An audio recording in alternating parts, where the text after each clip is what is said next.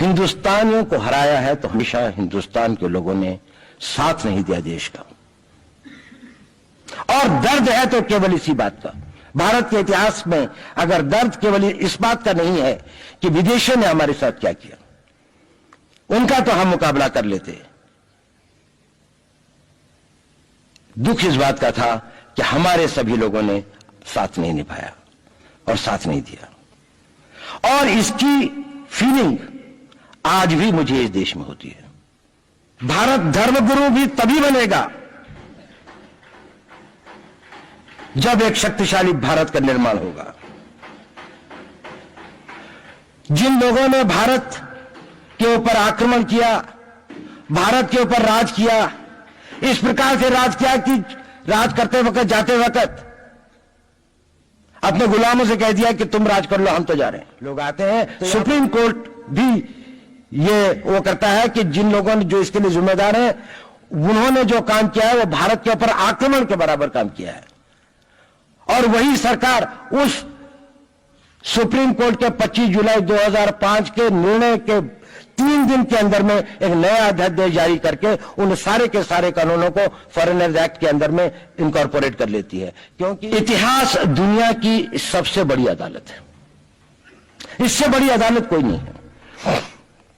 Supreme court में क्या हुआ, हाई कोर्ट में क्या हुआ, लड़ाई के मैदान में क्या हुआ, इलेक्शंस में क्या हुआ, ये सब बातें आती हैं, चली जाती हैं, बाद में रह जाता है केवल इतिहास।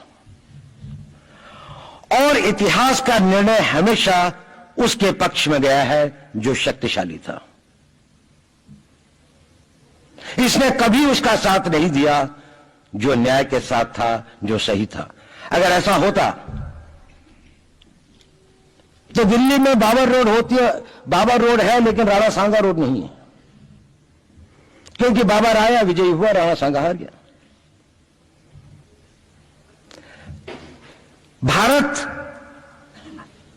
की हिंदूशाही किंगडम अफगानिस्तान से होती सिकुड़ती सिकुड़ती सिकुड़ती यहां तक नहीं आ जाती। हमने किसी पर आक्रमण नहीं किया, हमने किसी के जीवन मूल्यों को नष्ट नहीं किया, हमने किसी के धर्म ग्रंथों को और धर्म स्थानों को नष्ट नहीं किया। शायद हम न्याय संगत थे, शायद सत्य भी हमारे पक्ष में था, लेकिन शक्ति हमारे साथ नहीं थी। इसलिए इतिहास ने हमें उसकी सजा दी। इतिहास ने हमेशा उनको सजा दी जिन्होंने विचारों को कर्म से और न्याय को शक्ति से अधिक महत्व दिया। अब मैं ये नहीं कह रहा हूं कि उसको उसकी तिलांजलि कर देनी चाहिए, ये नहीं है कि न्याय का अपना महत्व नहीं है, लेकिन यदि कॉन्फ्लिक्ट ऑफ इंटरेस्ट हो तो शक्तिशाली बनना ज्यादा आवश्यक है। भारत धर्मगुरु भी तभी बनेगा जब एक शक्तिशाली भारत का निर्माण होगा।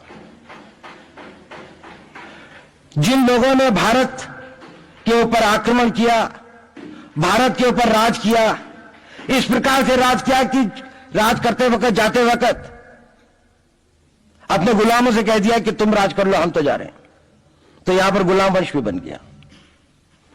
अगर हम लड़ाई के वॉरफेयर के उसूलों से देखें कि किसी भी राष्ट्र की जो कॉम्प्रिहेंसिव स्टेट पावर होती है, किन चीजों से वो लड़ाई लड़ता है, जिसको हम कहते हैं कि ये शक्तिशाली है, दूसरा शक्तिशाली नहीं है, क्या वो अवयव होते हैं उसके, क्या घटक होते हैं उसके।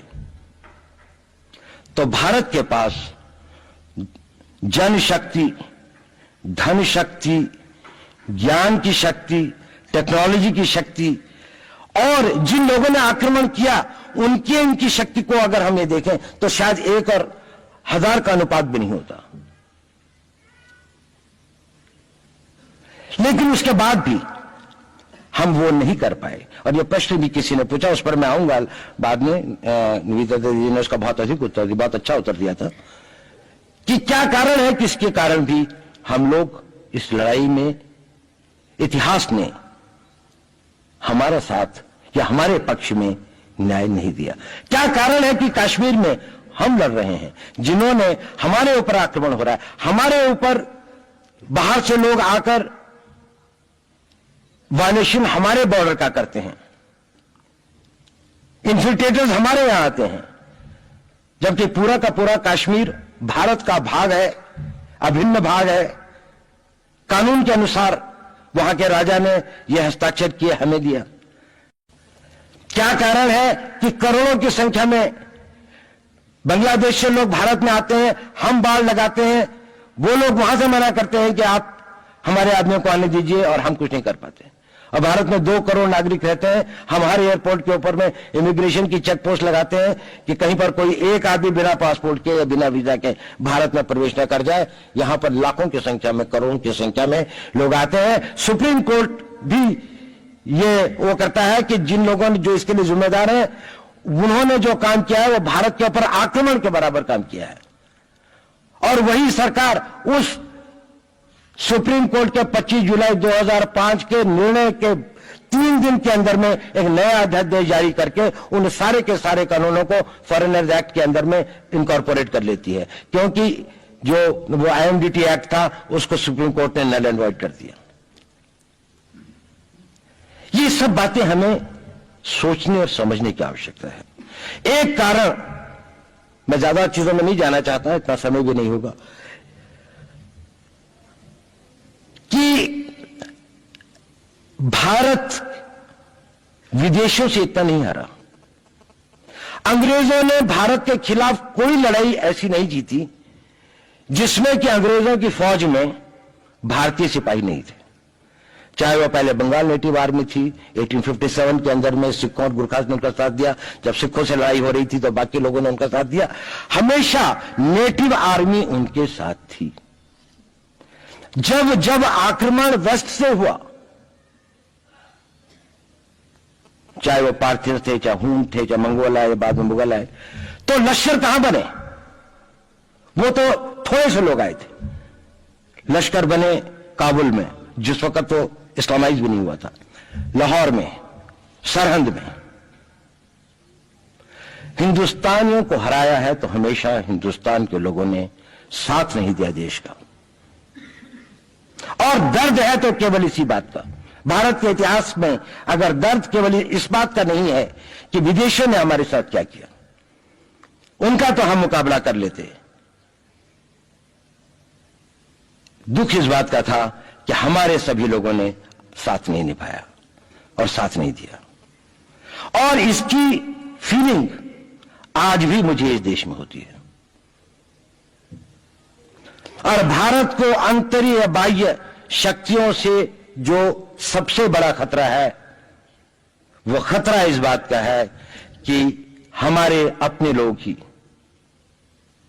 कहीं राष्ट्र की सुरक्षा, राष्ट्र की अस्मिता, राष्ट्र के गौरव का सौदा न कर बैठे, अपने आज के सुख के लिए अपने भविष्य को अंधकारमय न कर दें।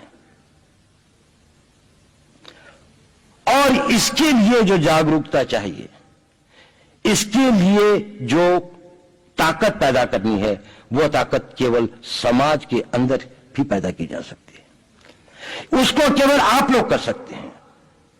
वो केवल आज की युवा शक्ति ही कर सकती है।